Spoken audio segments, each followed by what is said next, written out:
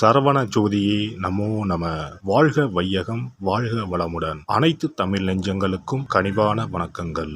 நிகழும் ஸ்ரீ மங்களகரமான விசுவாச ஆண்டு ஆவணி மாதம் 16ஆம் நாள் திங்கட்கிழமை அன்று நவமி திதியில் கேட்டை நட்சத்திரத்தில் விஸ்வகம்பம் நாமயோகத்தில் பாலவம் கர்ணத்தில் சித்தயோகம் கூடிய நன்னாளில் இந்த சீர்மிகு செப்டம்பர் மாதம் பிறக்கிறது.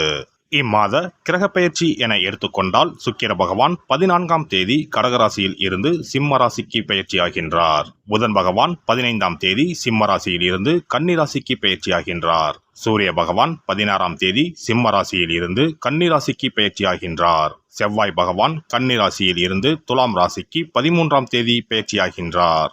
இந்த கிரக மாற்றங்களால் உங்கள் வாழ்வில் இம்மாதம் ஏற்படக்கூடிய சுப மற்றும் அசுப பலன்கள் என்ன என்பதனையும், அசுப பலன்கள் ஏற்படுமாயின் ராசிக்காரர்கள் செய்ய வேண்டிய பரிகாரம் என்ன என்பதனையும், வணங்க வேண்டிய தெய்வம் யார் என்பதனை பற்றியும் விரிவாக காண்போம்.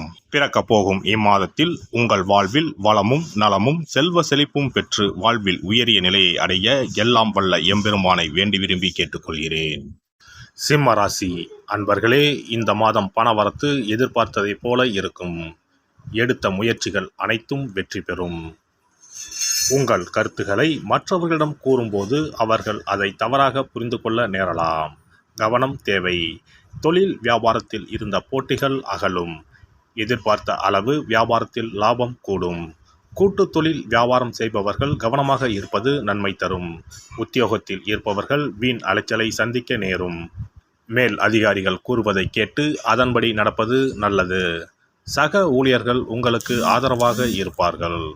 குடும்பத்தில் இருந்து வந்த கருத்து வேற்றுமை நீங்கும். கணவன் மனைவி இடையே மனஸ்தாபங்கள் அகலும். எனவே எதையும் கவனமாக பேசுவது நல்லது. பிள்ளைகளிடம் அன்புடன் பேசுவது நன்மை தரும். அக்கம் பக்கத்தினருடன் வீண் வாக்குவாதங்களை தவிர்ப்பது நல்லது. பெண்களை பொறுத்தவரை விவேகமாக செயல்பட்டால் வெற்றியை பெறலாம். எதிர்பார்த்ததற்கு மாறாக காரியங்கள் நடக்கும். கவனம் தேவை. வீண் அலைச்சல் ஏற்படும். கலைத்துறையினர் எதிர்பாலினத்தவரிடம் பழகும்போது கவனம் தேவை. நண்பர்கள் மூலம் வீண் அலைச்சல் ஏற்படலாம். நேரம் தவறி உணவு உண்ண வேண்டி இருக்கும். அரசியல் துறையினருக்கு நினைக்கும் காரியங்கள் தள்ளி போகும்.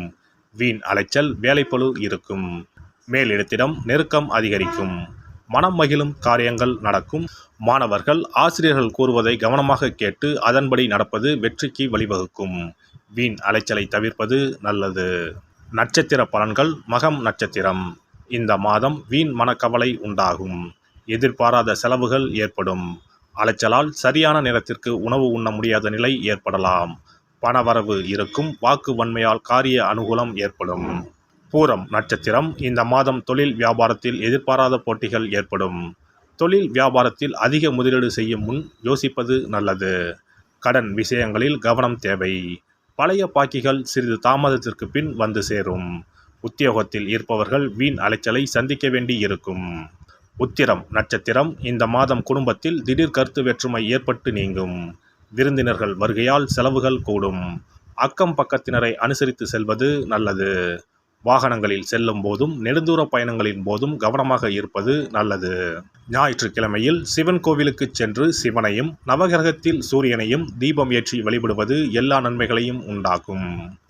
சிறப்பு பரிகாரம். சொந்த வீடு அமைவதற்கு ஆன்மீக பரிகாரம். சொந்த வீடு கனவு நிறைவேற வேண்டும் என்பதற்காக எத்தனையோ கோவிலுக்கு சென்று எத்தனையோ பூஜை வழிபாடு என செய்தும் ஒன்றும் நடக்கவில்லை என்பவர்கள் வீட்டிலேயே இந்த எளிய பரிகாரத்தை செய்து வந்தால் நல்ல பலன் கிடைக்கும். எளிமையான இந்த 2 பரிகாரங்களை செய்து வந்தால் விரைவில் சொந்த வீடு யோகம் அமையும். அதனால் நம்பிக்கையுடன் இந்த சக்தி வாய்ந்த வழிபாட்டை செய்து வரவும். எவ்வளவுதான் சொத்து பணம் இருந்தாலும் நமக்கென்று ஒரு வீடு இல்லை என்றால் அது மனக்குறையாகவே இருக்கும்.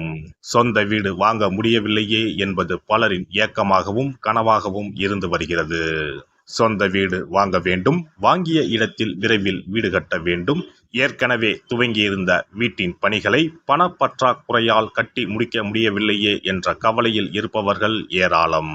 இப்படிப்பட்டவர்கள் வீட்டிலேயே எளிமையான 2 பரிகாரங்களை தொடர்ந்து செய்து வந்தாலே போதும்.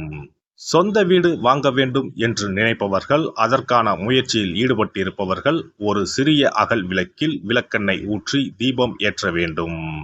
மகா விஷ்ணுவின் அவதாரங்களில் ஒன்றான வாமனரை மனதில் நினைத்து சொந்த வீடு அமைய வேண்டும் என்று பிரார்த்தனை செய்து கொண்டு மாதந்தோறும் வரும் திருவோண நட்சத்திரத்தன்று வீட்டின் அக்னி மூலையான தென்மேற்கு மூலையில் இந்த விளக்கை ஏற்றி வைக்க வேண்டும்.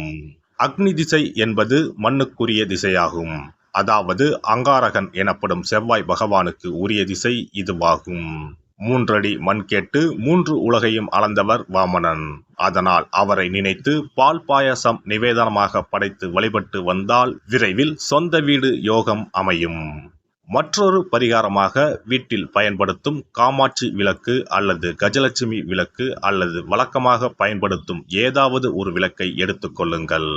விளக்கை சுத்தம் செய்து மஞ்சள் குங்குமம் வைத்து வாசனை மிகுந்த வெள்ளை நிற பூக்கள் சாற்றுங்கள். பிறகு 5 ரூபாய் நாணயத்தை விளக்கிற்குள் போட்டு நெய் அல்லது எண்ணெய் ஊற்றுங்கள். ஒரு சிறிய தட்டின் மத்தியில் மஞ்சள் குங்கும பொட்டு வைத்து அதன் மீது 5 ரூபாய் நாணயத்தை வைத்து நாம் ஏற்கனவே தயார் செய்த விளக்கை இதில் வைத்து விளக்கினை ஏற்ற வேண்டும்.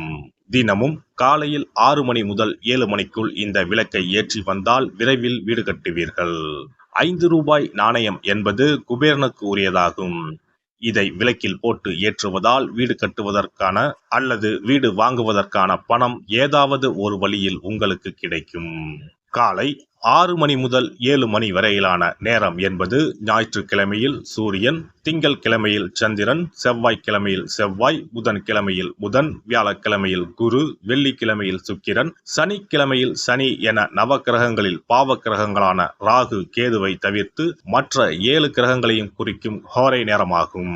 இந்த நேரத்தில் விளக்கு ஏற்றுவதால் நவக்கிரகங்களின் அருள் கிடைத்து பூமி யோகம் உண்டாகும். எந்த ஒரு பரிகாரம் என்றாலும் மனதில் முழு நம்பிக்கையோடும் இறைவனை உறுதியாக வேண்டி வழிபாடு செய்தால் மட்டுமே பலன் தரும். எளிமையான இந்த பரிகாரத்தை தொடர்ந்து செய்து பயன்பெறுங்கள். எல்லாம் வல்ல இறையருளால் நீங்களும் உங்கள் அன்பு குடும்பமும் உடல் நலம், நீலாயுள், நிறை செல்வம், உயர் புகழ், மெய்ஞானம் ஓங்கி வாழ்க வளமுடன்.